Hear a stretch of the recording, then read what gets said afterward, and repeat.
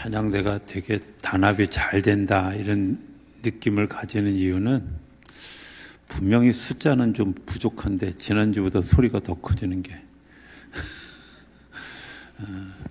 그 부족함을 성령님의 연합함으로 채워가는 그런 우리 찬양대인 줄로 믿습니다. 예, 귀하게 섬겨주셔서 감사드립니다. 할렐루야. 하나님 살아계십니다. 살아계신 그 하나님의 은혜와 평강과 축복이 저와 여러분들과 우리 영상으로 예배하는 모든 분들에게 함께하게 되기를 주의 이름으로 축복합니다. 우리가 흔히 하는 이제 속담 중에 이런 이야기가 있습니다. 겨울에 눈이 많이 내리면 풍년이 든다. 또 잘 알려지지 않은 속담이긴 하지만 도토리는 들판을 보며 열매를 맺는다. 이런 말이 있습니다. 도토리가 풍년이 되는 해는 굉장히 곡식이 잘 자라지 않아서 흉년 때에 이 도토리가 풍성해진다 그럽니다. 그래서 그 도토리는 들판을 보면서 자기의 양을 조절한다. 아마 어른들의 그 관찰력과 통찰력이 굉장히 대단하다. 이런 생각을 하게 됩니다. 오늘 아침에 되게 추웠죠? 이제 여름이 드디어 끝났구나. 이런 생각이 드는데, 여름이 되게 길었습니다. 이런 생각을 해봅니다. 우리가, 부정적으로 많이 생각하는 경향이 있죠. 태풍이 불면 이 태풍이 우리에게 얼마만큼의 손해를 입혔습니다. 하는 것만 계산합니다. 그런데 사실은 태풍이 불지 않으면 어부들은 굉장히 어려워합니다. 왜? 바다에 끼는 녹조 현상, 또 고기들이 이동하는 일들이 잘 이루어지지 않는 것 때문에 우리가 사실은 손해보는 것보다 더 많은 그런 그 풍성한 일들이 그 태풍 때문에 이루어지게 되어지죠. 올 여름이 굉장히 더웠지만 아마 이 더운 여름을 지난 열매는 우리에게 더 귀하고 아름다운 것들로 바뀌어지게 될 것이라 저는 믿습니다. 예. 지난 우리 믿음에 대한 얘기 3주 전에 하면서 이삭 이야기를 했었죠. 네, 반응해 주셔서 감사합니다. 이삭 얘기를 했었습니다. 자, 이삭이 모리아산에서 겪었던 일, 그의 삶에서 그게 트라우마였을까요? 아니면 그게 삶의 간증이었을까요? 하는 거죠. 이삭이 아침에 일어날 때마다 이른 아침에 아버지 아브라함이 이른 아침에 깨울 때마다 또 끌려가는구나. 이런 소스라치게 놀라서 잠을 깼을까요? 아니면 정말 이 아침이 감격이라고 생각했을까요?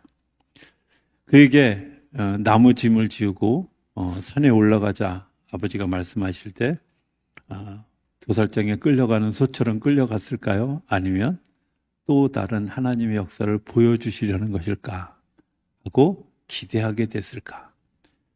저는 이삭의 삶에 그 사건이 트라우마로 남지 않았다고 생각합니다.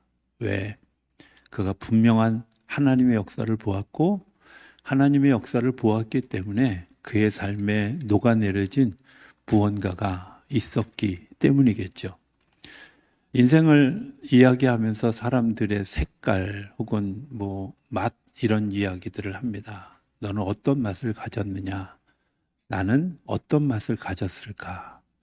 짠맛도 있고 단맛도 있고 또 달콤한 맛도 있을 거라고 생각이 되어집니다. 그런데 또 다른 측면에서 보면 이게 깊은 맛이냐 아니면 덜 익은 맛이냐 하는 것을 생각하게 되죠. 어떤 때 우리가 깊은 맛을 경험하게 될까 하는 것들을 생각해 보게 됩니다. 오늘 성경을 들여다보면 20절, 21절, 22절에 앞에 주어처럼 써 있는 말이 있습니다. 믿음으로 이렇게 쓰고 있습니다. 도대체 뭘 믿음으로 그랬다는 걸까?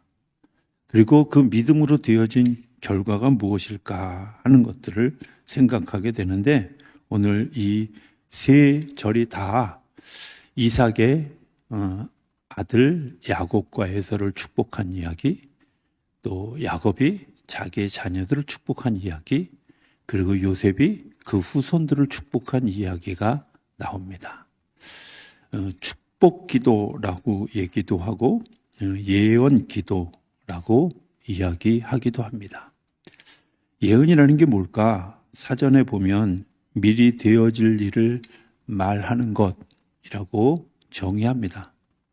그럼 왜 미리 되어질 일을 이야기할까 하는 겁니다. 우리가 되어질 일을 미리 알면 행복할 것 같습니까? 잘 생각해 보면 그렇지 않을 수 있다 이런 생각을 해봅니다. 만일 내가 죽을 날을 안다고 하면 행복하시겠어요? 내가 시험을 치르는데 이 시험에서 떨어질 것을 분명히 알아. 그럼 여러분 시험을 치고 싶으시겠어요? 미리 안다고 하는 것은 우리에게 도움이 되지 않는 경우도 많이 있습니다. 그런데 성경에서 말하는 예언은 이런 겁니다. 사탄이 왜곡시켜진 내일을 하나님의 약속된 내일로 바꾸는 것이다. 제가 이 글 써놓고도 얼마나 감탄했는지 몰라요. 야, 나는 어떻게 이런 생각을 할 수 있을까? 하나님이 주신 영감이 정말 놀랍다. 사탄이 왜곡시켜 놓은 내일, 그래서 우리는 늘 길이 없습니다. 희망이 없습니다. 여기까지입니다. 라고 생각하는 내일을 우리는 늘 경험합니다. 그런데 하나님이 주시는 예언, 하나님이 주시는 축복은 우리가 길이 없는 곳에 길을 내게 하고 희망이 없는 곳에 희망을 만들고 한계라고 여겨지는 그곳에 하나님의 신비를 보여주는 역사, 그것을 선포하는 일들이 예언이죠. 그 예언은 어떻게 이루어질 수 있을까? 그것은 내가 겪은 일이 트라우마가 아니라 그게 간증이 되어지고 고백이 되어질 때 일어나게 된다는 겁니다. 아담이 뱀의 꼬임에 넘어가서 하와와 더불어서 선악과를 먹었습니다. 어쩌면 인생의 아담과 하와는 그 선악과 열매를 따먹지 않았을 거라고 생각이 되어집니다. 왜? 어렸을 때 확인되지 않은 이야기이기 때문에 제가 정확히 얘기할 수는 없지만 어떤 선생님이 성경을 가르치면서 그런 이야기를 했습니다. 자기는 복숭아를 안 먹는다는 거예요. 그래서 왜 그 맛있는 복숭아를 왜 안 먹어? 그랬더니 그게 선악과래. 그래서 자기는 복숭아를 안 먹는다는 거예요. 그냥 그 말의 진위 여부를 떠나서 저는 이런 생각을, 사람에게 내가 한번 넘어졌던 경험은 상처이고 트라우마일 수 있다. 그래서 멀리 하려고 하는 그런 마음들이 우리 안에 있잖아요. 그런데 어쩌면 제가 그 선생님의 이야기를 그대로 빌려서 내가 복숭아를 먹을 수 있다고 하는 것은 이미 극복하고 하나님이 넘어가게 하신 하나님의 일들을 경험하는. 자, 그 예언 속에는 뭐가 담겨 있을까? 거기에는 하나님의 언약이라고 하는 것이 담겨져 있다는 거예요. 사단은 우리에게 꼬여서 넘어가게 해서 모든 것을 의심하게 하지만 하나님은 우리에게 믿음이라고 하는 것을 말씀하시면서 약속해 주신 거죠. 내가 이렇게 하겠다. 내가 이렇게 해 줄 것이다. 구약에서 계속 나오는 예언이 있습니다. 그게 뭐냐? 나는 너의 하나님이 되고 너희는 내 백성이 될 것이다 하는 거죠. 또 이사야서에 계속 하는 이야기가 있습니다. 너는 내 것이다. 너는 내 것이다. 내가 너를 물 가운데로 지날 때에도 불사르는 곳에서 불에 닿지 않고 물이 지나가는 곳에서 네가 그것들을 이겨가게 할 것이다 하는 우리에게 하나님이 주신 그런 그 언약의 약속입니다. 이 약속이 우리의 삶을 힘나게 하고 그 고난이 아닌 고난 너머에 있는 긍정적인 무언가를 바라보게 하는 능력이 되어지는 줄로 믿습니다. 여호수아 3장에 보면 라합이라고 하는 기생이 나옵니다. 이스라엘의 정탐꾼들이 여리고성에 들어가서 정탐을 하려고 갔다가 그곳에서 라합이라는 기생을 만납니다. 이 기생이 이렇게 고백합니다. 그 고백에 보면 한번 올려봐 주실래요? 제가 읽겠지만 여호수아가 이스라엘 자손에게 이르되 이리 와서 너희 하나님 여호와의 말씀을 들으라 하고, 여기에요? 2장 아니에요? 죄송합니다. 제가 그냥 이렇게 얘기합니다. 또 말하되 여호와께서 이 땅을 너희에게 주신 줄을 내가 아노라. 우리가 너희를 심히 두려워하고 이 땅 주민들이 다 너희 앞에서 간담이 녹나니 이는 너희가 애굽에서 나올 때에 여호와께서 너희 앞에서 홍해물을 마르게 하신 일과 너희가 요단 저쪽에 있는 아모리 사람의 두 왕 시혼과 옥에게 행한 일, 곧 그들을 전멸시킨 일을 우리가 들었음이니라. 우리가 듣자 곧 마음이 녹았고 너희로 말미암아 사람이 정신을 잃었나니 너희 하나님 여호와는 위로는 하늘에서도 아래로는 땅에서도 하나님이시니라. 라합의 고백이에요. 내가 보았습니다. 들었습니다. 그런데 간담이 녹을 정도로, 우리의 마음이 녹아내릴 정도로 큰 충격을 받았습니다. 트라우마일까요? 아니요. 그가 그것을 고백으로 바꾸어 갔을 때 하나님을 향해서 손을 내미는, 하나님을 향해서 구원을 기도하는 기도로 바뀌어지게 되어졌습니다. 그 고백 중에 이런 고백이 있습니다. 하나님이 하시는 일, 그분은 그것만 보았지만 이스라엘 백성들에게 정탐했던 사람들에게 하나님이 보여주신 것은 뭘까요? 이 땅이 너희가 살아갈 땅이다. 약속하신 일들을 그 여인의 고백을 통해서 확인하는 거죠. 예언은 우리에게 하나님이 열어가시는 일을 보게 합니다. 특별히 자녀들의 삶을 살아가게 할 때 그 삶에 그들을 축복하는 일은 너무 중요한 일들입니다. 그들을 축복하는 일들, 그 일들 때문에 하나님께서 우리에게 약속된 미래를 계속해서 열어가게 하시고 또 확장된 걸음을 열어가게 하시는 줄로 믿습니다. 이삭은 축복관이 이랬습니다. 장자에게만 축복할 수 있다. 장자에게만 축복권이 있다 하는 마음을 가졌습니다. 아니, 그것이 그 시대의 전부였을 거라고 생각이 되어집니다.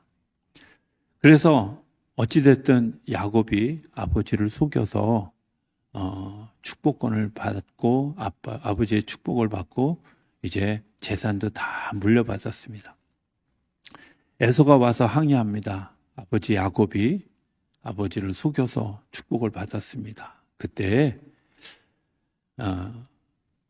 이삭은 에서에게 이야기합니다. 내가 줄 축복이 야곱에게 다 갔다. 더 이상 줄 축복이 없다 하고 그러나 다시 나에게도 그렇게 축복해 주십시오 라고 요청했을 때 창세기 27장 29절에서 31절은 이렇게 얘기합니다. 아버지 이삭이 그에게 대답하여 이르되 내 주소는 땅의 기름짐에서 멀고 내리는 하늘 이슬에서 멀 것이며 너는 칼을 믿고 생활하겠고 내 아우를 섬길 것이며 내가 매임을 벗을 때에는 그 멍에를 내 목에서 떨쳐버리라 하였더라. 그의 아버지가 야곱에게 축복한 그 축복으로 말미암아 에서가 야곱을 미워하여 심중에 이르기를 아버지를 곡할 때가 가까웠은즉 내가 내 아우 야곱을 죽이리라 하였더니, 어떻게 보면 축복인지 저주인지 분간이 안 가고 그 마음속에 분노가 막 불릴듯 일어나는 일이 생겨나게 됐어요. 그런데 야곱이 이삭이 그에게 머리에 손을 얹고 축복한 것 때문에 뒤에 어떤 역사가 생겨나게 됐어요? 에서가 야곱을 용서하고 받아들이고 둘이 아버지를 같이 장사 지내고 서로 다른 민족이 되긴 했지만 그 속에서 또 다른 하나님의 역사를 만들어가는 주춧돌이 되어졌다고 하는 겁니다. 축복은 그날 그 시간에 던져진 그것으로 끝날까? 아니요. 축복은 씨앗입니다. 그 축복의 씨앗이 뿌려지고 난 다음에 그 속에서 열매 맺게 하는 일들을 우리가 흔히 알고 있는 고난이라고 하는. 성경은 이렇게 얘기합니다. 로마서 5장에는 환난은 우리에게 인내를 낳고 인내는 연단을 낳고 연단은 하나님의 소망을 만든다. 이렇게 이야기합니다. 전에도 드려진 얘기가 있지만 환난 속에서 우리가 인내하죠. 인내하고 얻어지는 걸 연단이라고 우리나라 말로 번역했지만 영어 성경에는 그걸 캐릭터라고 얘기합니다. 다시 얘기하면 인간이 환난을 겪고 고난을 겪으면서 나의 나됨이 결정되어지는 거죠. 제가 서두에 얘기했던 것처럼 맛이 결정되는 겁니다. 고난을 많이 겪고 그 고난을 이겨본 사람은 삶에 아주 깊은 맛이 있고 그리고 정말 감당 못할 아름다운 맛이 있지만 그냥 그 고난을 피하기만 하고 도망가고 변명하고 넘어간 사람들에게는 어설프게 좀 나쁘게 얘기하면 MSG가 섞인 그런 맛을 낼 수밖에 없게 되어지는 거죠. 그런데 저는 오늘 이 세 분의 축복의 이야기를 가만히 들여다보면 그렇구나 하는 생각을 하게 돼요. 이삭의 축복은 야곱에게 물질과 그리고 그 자녀가 가질 수 있는 혜택에 대한 축복만 주었습니다. 야곱의 삶은 우리가 잘 아는 것처럼 어쩌면 예수님이 얘기하신 것처럼 너희가 나를 따라오려거든 자기를 부인하고 자기 십자가를 지고 나를 따라오라고 하는 자기 부인의 복을 누리기, 자기 부인을 하기 위한 그런 그 환난을 많이 겪었습니다. 형에게 쫓겨서 삼촌 라반의 집에 가면서부터 그는 고통스러운 시간들을 겪게 됐지요. 돌베개를 베고 자야 했고 그리고 그곳에서 하나님을 발견하고 약속을 했지만 헛된 약속이었습니다. 20년을 삼촌 라반의 집에 가서 살면서 그의 본성은 하나도 변하지 않았습니다. 여전히 쟁취해야 되고 얻어야 되고 승리해야만 내가 무엇을 얻을 수 있다고 하는 그 삶에 집착했습니다. 그러나 그 가운데도 하나님은 네 부인을 통해서 12명의 자녀를 낳게 하셨고 그가 복된 삶을 누리도록 하셨습니다. 그가 다시 삼촌 라반의 집에서 떠나 집으로 돌아와야 할 때 자기 앞에 닥쳐진 일은 형 에서와 400명의 군사들이었습니다. 죽음의 위협을 느끼게 되어졌을 때 야곱이 기억하는 것이 있습니다. 아버지가 나를 축복했던 그 축복, 내가 하나님과 더불어서 약속했던 그 약속, 그리고 그것 때문에 하나님과 더불어서 이야기를 하고 삶을 나눕니다. 그리고 그곳에서 하나님이 야곱에게 하신 약속입니다. 내가 더 이상 이제 패배자가 아니다. 너는 승리자다. 내가 속이는 자가 아니다. 내가 충성된 자다. 하고 분명하게 약속해 주시죠. 야곱이라고 하는 사람의 삶을 본인은 이렇게 정의합니다. 130세가 되었던 해에 바로에게 가서 당신의 인생이 어떻습니까? 라고 묻는 바로의 질문에 제가 험한 시간을 살았습니다. 험한 세월을 살았습니다. 이렇게 고백합니다. 그냥 객관적으로 제가 야곱을 바라보면서 야곱의 삶을 한마디로 평가하라고 한다면 그의 삶은 집념으로 시작했으나 순종으로 끝난 삶이다.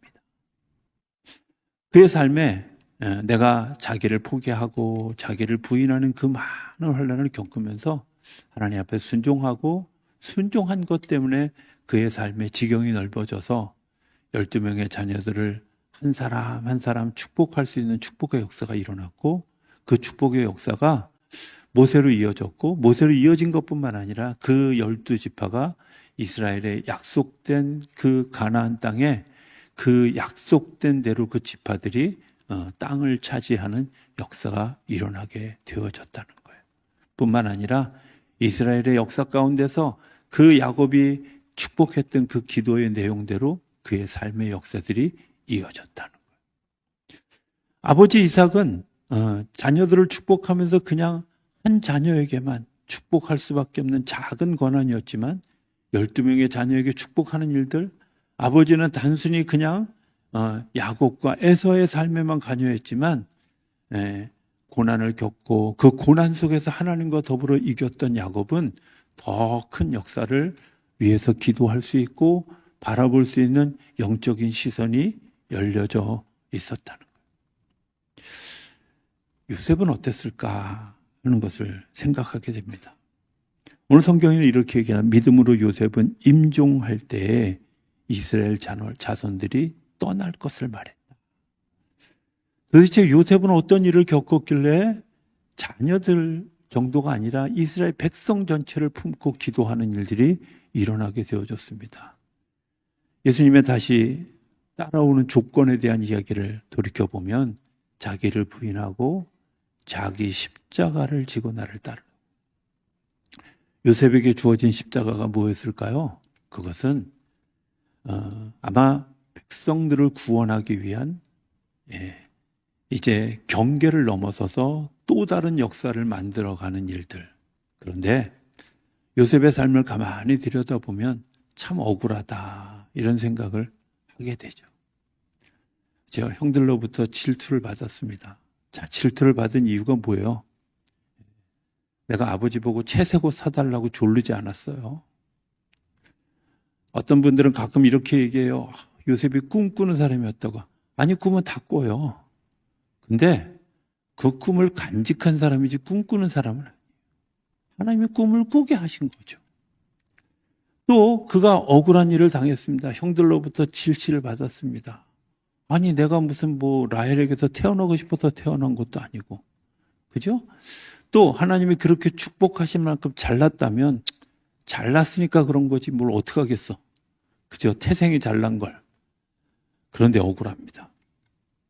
죽을 위기를 넘깁니다. 또 애굽으로 건너가서는 성실하게 자기 역할을 잘 합니다. 성경을 잘 가만히 들여다보면 요셉이 정말 용모도 뛰어나고 그리고 성실하고 능력도 있고 지혜롭기도 하고 굉장히 하나님 앞에 성실한 사람이에요. 그런데 그 성실한 사람이 계속해서 고난을 겪습니다. 보디발의 아내가 그를 유혹하는데 그 유혹에 대해서 철저하게 뿌리칩니다. 뿌리친 것 때문에 감옥살이를 합니다. 감옥에서 만난 어떤 사람은 그를 배반하기도 합니다. 자기가 복직되어지고 자기 영화를 되찾았는데도 불구하고 2년 동안이나 요셉의 일을 모른다 기억에서 지워버렸습니다. 억울하지 않을까요? 그런데 그 억울한 일을 당할 때 요셉이 한 번도 흔들리지 아니하고 그것을 잘 이겨갔던 힘이 어디 있을까요? 거기에는 야곱이 해준 축복 기도가 있어요. 야곱이 그를 향해서 기도하고 있는 기도가 있어요. 하나님께서 우리를 통해서 감동하셔서 부르짖게 하는 그 기도가 그 안에 있을 때 우리는 어떤 고난과 어떤 어려움을 겪더라도 그걸 이겨갈 능력을 힘있게 하시는 줄로 믿습니다. 그리고 그 확장된 걸음을 걸어가게 하죠. 요셉이 이렇게 기도하잖아요. 자손들이 떠날 것을. 그게 430년이 지난 다음이에요. 이스라엘 백성들이 당장 내일 떠나는 것도 아니고요. 430년이 지나고 난 다음에 모세에 이끌려서 애굽 땅을 지나서 가나안 땅을 향해 걸어가는 길, 거기서 또 40년을 걸어서 그리고 가나안 땅에 가는 거예요. 470년이나 걸리는 시간. 그런데 요셉이 뭐라고 얘기하냐면 자기 뼈를 잘 간직해서 그거 가나안 땅에 들고 들어가라. 약속의 증표다라고 축복해요. 요셉의 자기 십자가를 졌던 그의 짊어진 고난은 적어도 민족을 바라볼 수 있는 기도의 축복이 있었고 더 나아가서는 더 먼 미래에 되어질 일들을 바라보게 하는 하나님의 언약이 그 안에 숨겨져 있었다는 거예요. 오늘 우리가 이런 마음을 한번 가져봅니다. 축복하는 일이 뭘까? 축복할 때 축복의 역사가 더 증폭되어져 가고 더 크게 확장되어져 가는 것을 보게 되죠.